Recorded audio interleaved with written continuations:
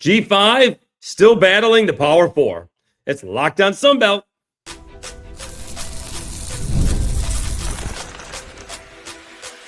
You are Locked On Sunbelt, your daily podcast on the Sunbelt Conference, part of the Locked On Podcast Network, your team every day. All right, Dave Schultz, Locked On Sunbelt, your teams every day. Today's episode brought to you by FanDuel. If you want to be right in the middle of the action this season, visit FanDuel.com and place your NFL live bets all season long. All right, we'll get to the NCAA's toast and Sunbelt transfer portal update, some as expected. Sorry about no episode or live episode, which I promised on Thursday, Christmas. I landed at O'Hare at 8:20. My plane is taking off at 9:30. I got off the original plane at 9:05. I'm not kidding. We're on the ground for 45 minutes waiting for a gate. So I rushed to the airport. Then I came home and went to bed. But did make it. Thanks to everybody. I mean, American Airlines, also Garrett's was open. That was a minor Christmas miracle because it was right in front of the gate that I was getting out of. There was no time for me to get it unless it was standing in front of me. All right. We are still battling, we being the G5, battling the Power 4. And I don't know if it's just, I don't know what's wrong with a hat. All right. I got these while visiting Russ Living Good, the Thundercast, a co-host. I did get 2 Marshall hats because why make that decision? But it doesn't look straight. Does it look straight? Maybe my head's crooked. Anyways, the comments still are coming all weekend via YouTube or Twitter/X on how JMU did not belong. All right. And I don't know anybody saying that they were not gifted the position, right? I mean, they were in there because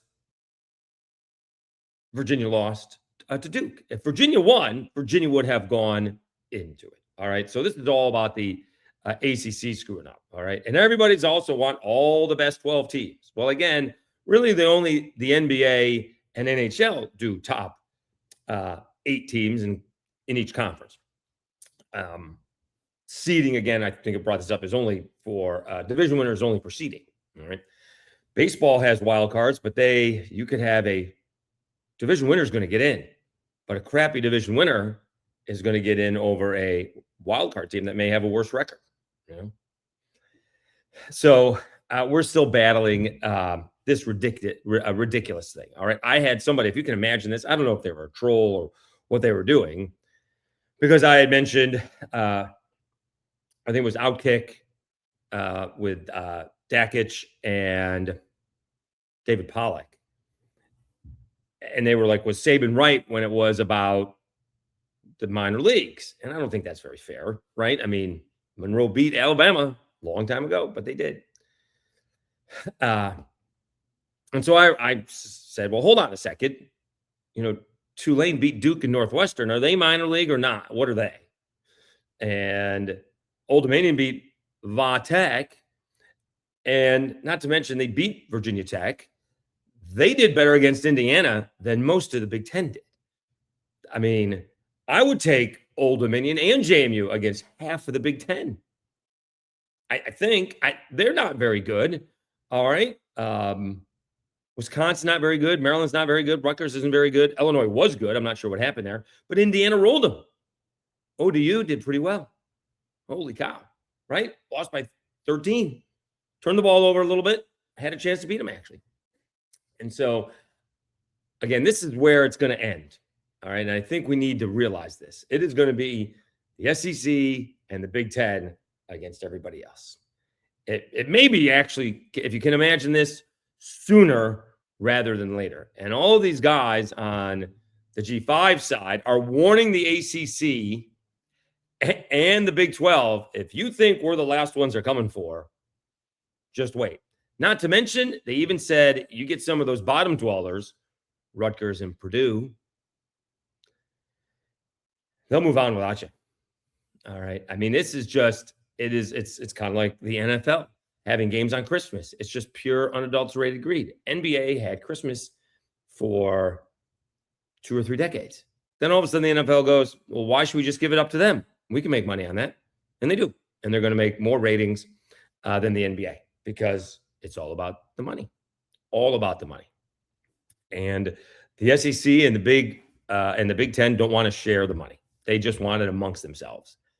And so again, I still go back to what I said a couple episodes ago, maybe by now, maybe the last episode, that we need a spokesperson for the G5. And it needs to be on a regular basis just to combat what these guys are talking about, right? Because it really is what these guys are talking about, the Josh Pateses of the world and the Bud Elliott's of the world and the Paul Feynmans of the world. They're really only talking about a dozen to maybe 2 dozen teams on a somewhat regular basis. All right. Remember, LSU hasn't gone to the college football playoff. They won the championship in 19, but that's when it was 4 teams. And, they haven't done anything the last 2 years.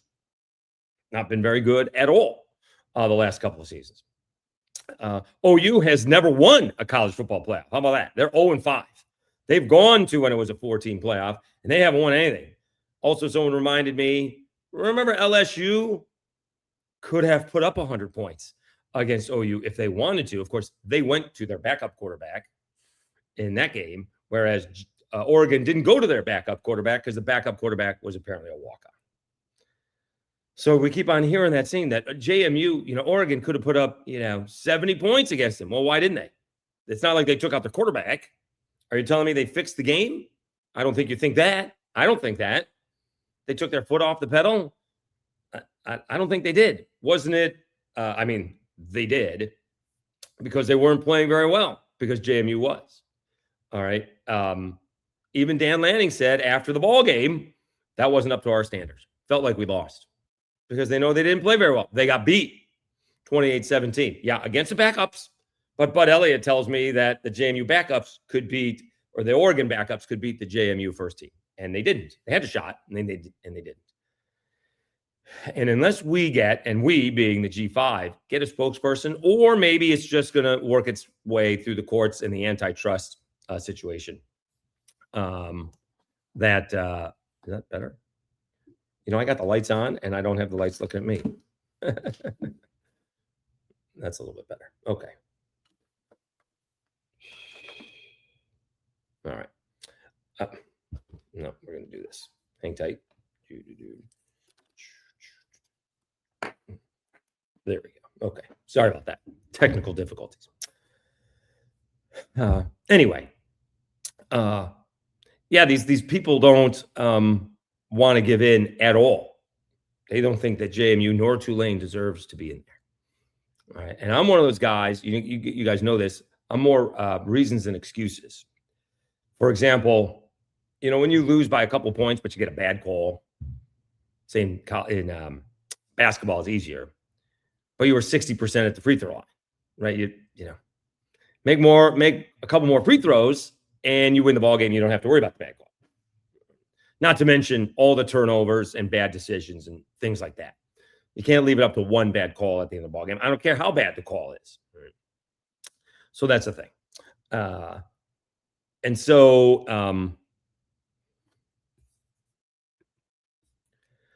once you leave it up to a committee, then you're taking it out of your hands, right? And we've been through this, right? Notre Dame splits with A&M or Miami, they're in. All right. Texas doesn't lose to Florida, they're in. Vanderbilt didn't beat anybody, to be honest with you. So they lost because they lost to Texas and Alabama, beat one of those 2 teams. They're in. All right. They would have figured it out. All right. And again, we talked about the ACC. So this is probably going to come sooner rather than later. It really is. And I'm telling you, it should just be. And if we can just keep it the current way it is right now, or even go back to the way that it was, move those West Coast teams back to the West Coast and do another Pac-12 and do the Pac-12, the ACC, the Big 12, and the G5. And then you'd have something pretty good. All right. Then you'd have a product that the TVs are going to want. All right. The TV networks are going to want. And I think eventually, if something like that happened, they'd get bored with the SEC and the Big Ten. It'd be cool for a little bit, but then they just keep on playing each other it wouldn't be the national championship. It would be the SEC Big Ten championship. That's what it would be called, because it's not really a national championship. That's what I think. What do you guys think? Leave your comments. I will get back to them. All right. Is the NCAA toast? What is going on with the NCAA? Are they sleeping at the wheel? We'll talk about that next, right after I tell you about FanDuel.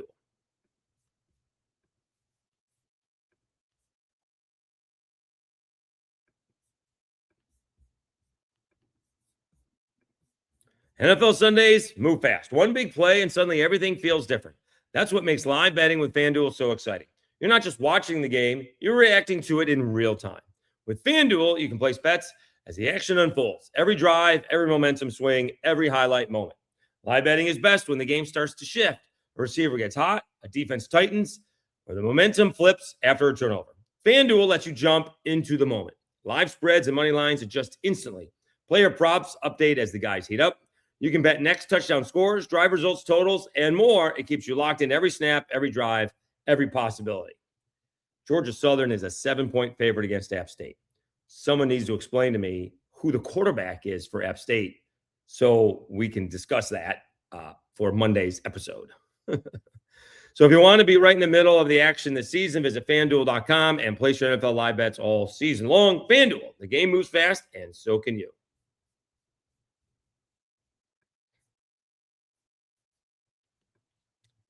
All right, Dave Schultz, Lockdown Sunbelt, your teams every day. Okay. Is the NCAA toast? And so this is more basketball than anything else. But James Najee went into the draft a few years ago. He played pro overseas, but that usually doesn't stop you from playing college basketball. Was drafted in the NBA a couple of years ago, was in the Karl Anthony Towns trade. You can believe that. Played in the G League, but apparently didn't play in any NBA ball games. And I guess that is the big thing here. But it used to be you'd have a choice. You can, and I don't mind if the guys come back, actually. I would prefer that, but that's not the rules the way it is now. That if you go pro, you're done with the college eligibility. All right. I'm not really sure why that is. Like if you get picked and you don't want to go, you should be able to come back until that eligibility, or whatever that is these days, runs out. Because you may not play pro if you're in what happens if you go pro and you don't get drafted? Now I can't go back to college. That's bad. We'll take you back. Maybe too late for someone at where you were, but that's a you problem. That's not a them problem. And so this is going to be really interesting on how this works out. That Baylor and others, I think BYU, are adding professional athletes to their roster. And so in baseball, there's numerous times that you can go. It used to be 3, actually, maybe 4 if I count senior year, right? But if you were a junior college player, you could go after 1 year junior college play, 2 years after junior college play. And if you go 2 years there, then you come to 4-year school. You can leave after your junior year. You can leave after your senior year. Generally speaking, I guess it has to do with high school. If you go to a 4-year college, you have to wait until your high school class graduated 3 times. So you can be a draft eligible sophomore college-wise. But now, what happens if baseball does the James Najee thing? Is it going to be Major League Baseball or professional baseball? Because you could be in high school and go play double and triple A. Well, I don't know what that is between the G League or the Summer League, right? I mean, is there a difference between double A baseball and the Summer NBA League? Does either one of them count? Technically, they're exhibition games, generally speaking. And so if you're a baseball player, you can go play 3 or 4 years, whatever it is, 5 or 6, fizzle out if you do, and all of a sudden at 24 years old, I'm going back to school. LSU is going to give me 100 or 200,000 grand or more, and I can go do college. Now, this used to be the way that it was. the way the college, besides the money, would entice you to come, especially if you were not getting the big money. They pay for college. I don't know if that's still the deal. All right. So usually, sometimes kids go to college they do one semester at a time, right? Minor leagues would finish up around Labor Day. It goes a little bit later now, but it would finish up around Labor Day.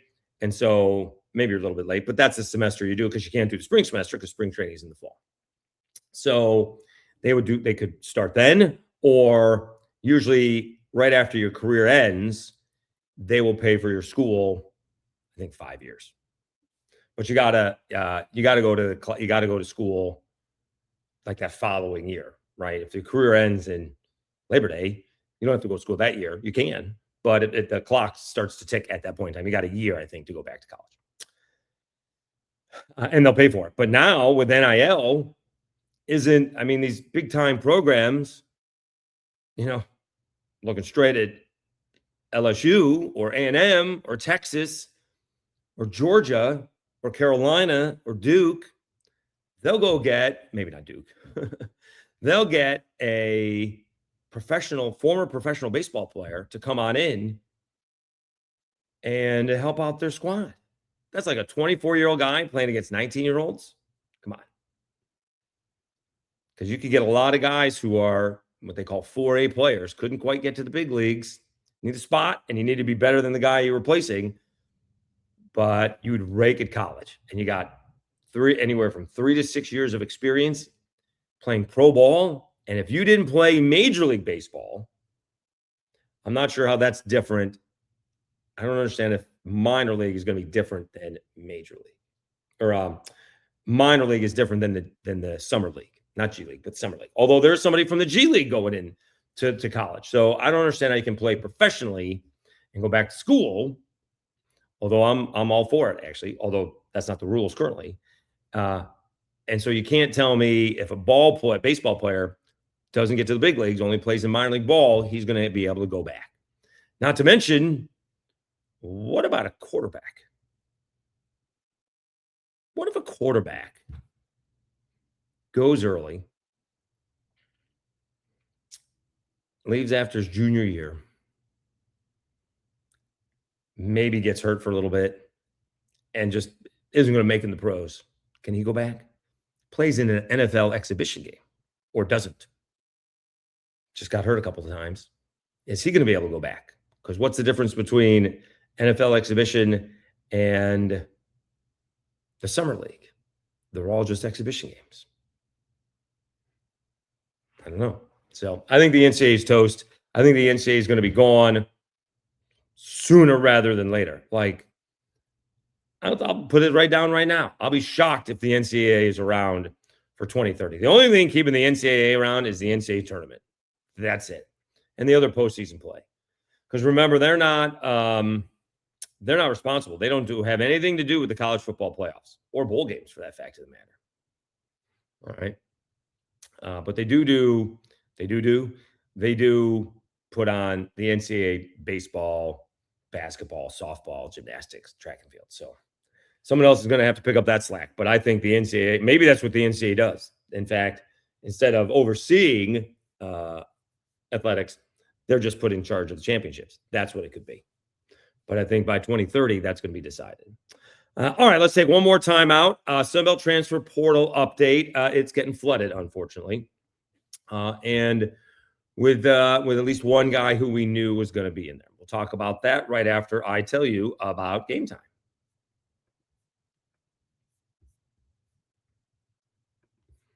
There's nothing like college football season. Tailgates, packed stadiums, and being right there in the middle of it all. The energy, the bands, the moments you remember forever.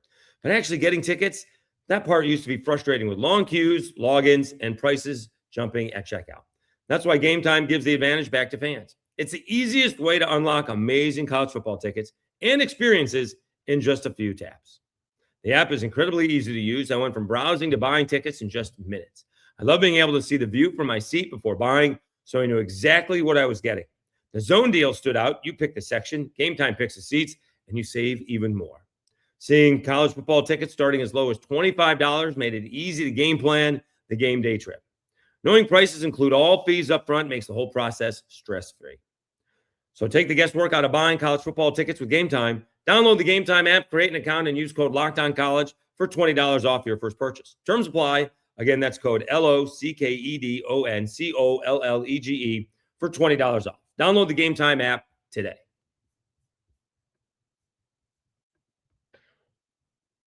All right, Dave Schultz, Locked On Sunbelt, your teams every day. Again, apologies for not having a Thursday episode. Thought I was going to be able to do it after my live tweeting of the great Christmas movie, Die Hard. And it is a Christmas movie, Bill Simmons. Sorry, it is a Christmas movie. I ran out of gas and I ran out of time. All right. I will say the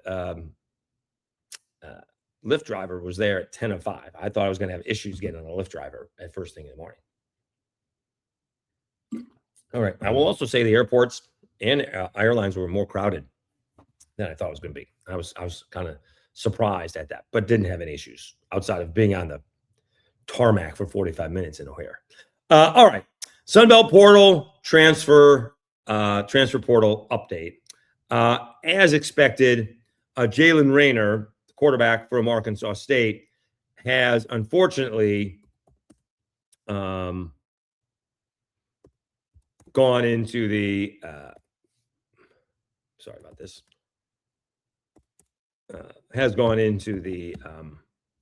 transfer portal. All right, that is not surprising. All right, kind of surprised he came back this year, but let's see where he ends up. All right, remember Corey Rucker went to, I believe he ended up at South Carolina, was banged up, came back to Arkansas State and finished his career with 4,000 yards. Let's see what the offers are for Raynor, and then we'll go from there. We'll take this for what it's worth. Read it. All right, we're just gonna. It was on there, so I'm going to report it. I don't know if it's true or not. Apparently, Colton Joseph wants $2 million. Wisconsin is in that market for Colton Joseph. Interesting. All right. So that's out there. And then a lot of the JMU guys are going into the portal. All right. This is all off of Hayes Fawcett. Starting safety Tyler Brown is entering it. He had 80 tackles, 5 tackles for loss, 4 pass defended, 1 sack, and 1 interception, 2 years of eligibility. What are the chances that he ends up at UCLA? JMU starting defensive back DJ Barksdale entering the transfer portal. 36 tackles, 12 pass breakups, and 2 INTs. 3-year starter for the Dukes, earned 2025 all SBC honors. All right. JMU starting left tackle Joseph Simmons is entering the transfer portal. 6'6", 323, played over 1,200 snaps at OT in his career, only allowed 14 pressures this past season. 1 year of eligibility left. And JMU all-conference offensive lineman Riley Robel is entering the transfer portal. 6'3", 290, offensive lineman, started 11 games this season for the Dukes, has 2 years of eligibility left. So we will have to see how many of these guys end up at UCLA. We won't have to worry all that or wait all that long, right? Because, I mean, this is opening up in about a week, right? January 2nd is when it opens up officially. And you don't want to be standing when the music stops. All right. That's what's going to happen here. You see, start looking at some of these people, random Twitter feeds, that some people entering the transfer portal don't realize that their college football career is about to end. And that's the sad part about the portal. You start talking about the agents and your family and what you're making at this school isn't good enough. You really shouldn't be going because it's going to help your draft, your draft status. I don't think that's a big deal. Maybe Cam Ward is the poster child for that. Okay. Because obviously it did, right? He was a 0-star recruit, started at Incarnate Word, ended up at Washington State, and ended up at Miami. All right. Washington State may be an exception, but again, I guess if you can go from JMU to UCLA, I guess you're going to get more exposure, but that doesn't stop the guys. The All-Star games are watching tape from everywhere, right? Ted Hurst is going to the Senior Bowl. I don't know if that's people scouting Georgia or Georgia Tech or whatever the case may be. But he deserves to be there. Although I think he transferred to Georgia State, right, from a smaller school. But again, these NFL guys, I guess Ahmad Hardy would be a great example also of just being in a really small Mississippi high school and ended up at ULM and then now at Missouri leading the SEC in rushing. It's pretty good. And so it would have been interesting to see, say Hardy finished his career at ULM. Everybody would have seen him. Everybody, just because I would know about him because he was at ULM, but I didn't know who is it. Cam Cook, right? Is that from? I'd say Western Kentucky, but that's not right. Let me see. But he was.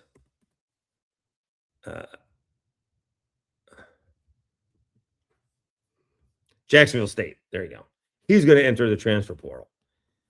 That feels like you would see him. The scouts would see him at Jacksonville State. They're not going to miss him. And he led the nation in rushing. Well, that's cashing in. That's what he's doing. He's going to go cash in, which certainly do not blame him for that. But somewhere along the way, I don't think moving on is going to necessarily help your draft status. Again, maybe with Ahmad Hardy it would be because, well, you got 15 to 2,000 yards at ULM. You're doing that in the Sun Belt. Let's see you do it in the SEC. Well, he just did. So there's a little bit of that. But then you have the measurables. Like I'm not sure I remember the answer, but I remember talking to, Jim Nagy. How do you, measure the film like an offensive lineman from North Dakota State against an offensive lineman from, Georgia or LSU or Alabama? How do you judge those things? Because he's not going up against the competition that these other guys are, admittedly, on a regular basis. And then they have to come to the Senior Bowl and shine. And certainly many have. All right. Many have. I think Michael Green, who did he go up against? He had one big rep, which is very odd. You have just a couple of reps. And I think he pushed over a big SEC offensive lineman. And he won that rep. And so then the video from somebody goes viral and everybody knows who you are. All right. We'll give Jeremy Harper a little bit of a break. The Sunbelt portal was not updated over the holiday. It's all right. There's plenty of us who use it. We'll give you a break. All right. It'll probably be maybe updated on Friday or over the weekend. All right. We'll give Jeremy a break. All right. He deserves it. All right. But we'll see where that goes as well. More people. Again, the Cajuns lost 2 key players, but I don't think anybody else just yet. Bill Davis and Zylan Perry. And we'll see if those 2 guys can come back. There's part of that as well. Okay. We do have Hate Week coming up next week. Georgia Southern and App State. We'll preview that one on Monday. All right. And again, are you with me? It feels like today is Sunday. It's Thursday. Well, today is Friday. I'm recording this on Thursday. Thursday felt like it was Sunday. I don't know, just because I had a lot of time off and it's not quite just past the middle of the week. So we'll figure out if today feels like Friday at all. I am working 5 straight days, which seems like a lot. It's not. But I do get 3 days off next week and then 4 days off in 5 days. So the 30th, 31st, 1st. No, I get the 31st, 1st, and 2nd off. And then I'm working on a Saturday, and then I got the 4th off. That's not bad. Now, do I take a couple of days in there and make it like a week? Good. Take off the 30th and the 3rd. 30, 31, 32, 30, 30, 31, 1st, 2nd, 3rd, 4th. That's 6 days.